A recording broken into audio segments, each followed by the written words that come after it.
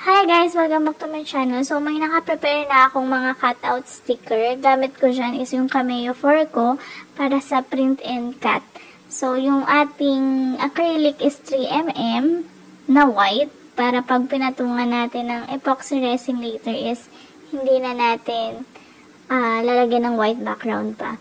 So, line up lang natin itong mga nagawa nating acrylic with sticker na to. Ang gamit kong sticker dito is yung iTech na glossy since waterproof siya at hindi ko na kailangan lagyan ng photo top kasi lalagyan din naman natin to ng resin. So, ang gamit natin na resin, ang ratio natin is 70% yung part A, then 30% yung part B.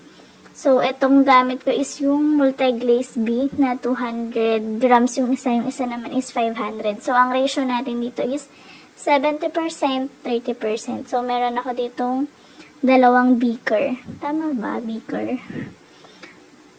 Yan. So, magme-mix lang ako ng epoxy. So, yung part A natin ulit, bali 40% to. 40 ml, sorry. 40 ml yung gagamitin ko dun sa part A. So, yan. Habang, nilalagyan ko yan. Nakaprepare na din nga pala ako ng torch. Tsaka, actually, hindi siya torch eh. Lighter lang. Tsaka, isa pang stirrer. Kasi yun yung ipang-mix natin. So, since 40 ml yung nilagay ko sa kabila, so, sa kabila, yung part B natin is 12%. So, compute nyo na lang. Basta ang ratio niya is 70-30. Yun yung nung mixture niya. So, itong mixture na to, yung 40 ml na yan, is good for 40 pieces na siya. 42 pieces na badge. Yung badge ko is 1.5 by 1 inch kung hindi ako nagkakamali. Yun yung sukat ng badge na gagawin natin. So, mga around 1 to 2 minutes yung mix natin. Pero usually 2 minutes namin minimix yung resin para sure na yung mixture natin is well blend. So, habang nagmi-mix kami yan, gumawa na din nga pala kami ng pangtaklob dito na acrylic na 12 by 12. So, para at least mamaya hindi na madudumihan yung ating resin pag nilagay na natin dito sa ating acrylic. So, mix-mix lang mga besh. So, ayun na nga. Pagkatapos yung ma-mix siya, lagyan na natin to paunti-unti yung ating mga acrylic.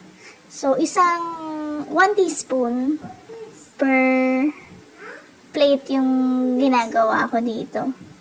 Para at least matansya natin and equally distributed siya sa lahat. So, lagyan lang natin, medyo kalat lang natin sa mga edge yung ating resin para mag-sealed siya. So, gumagamit din ako ng torch para dun sa mga may bubbles habang basa pa para mawala yung bubbles.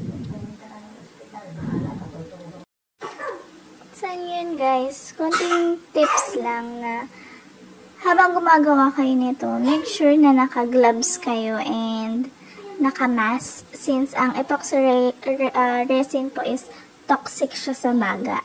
So, makakakuha talaga kayo ng sakit pag di kayo nag-ingat dito. And ayaw naman natin siyang ma-absorb ng skin natin. So, I advise is to use gloves. Dito kasi wala akong available gloves and rush yung order. So, ginawa na lang namin na walang gloves. So, yun. Kalat-kalat nyo lang dun sa mga edge. Make sure na pantay yung paglalapatan nyo na board or lamesa. Mas okay kung naka-board siya para at least isang buhatan nyo siya and to make sure na walang bubbles na may iwan dun sa inyong mga pin. So, iwan lang natin to for 1 day, then curing time na siya, then ready to go.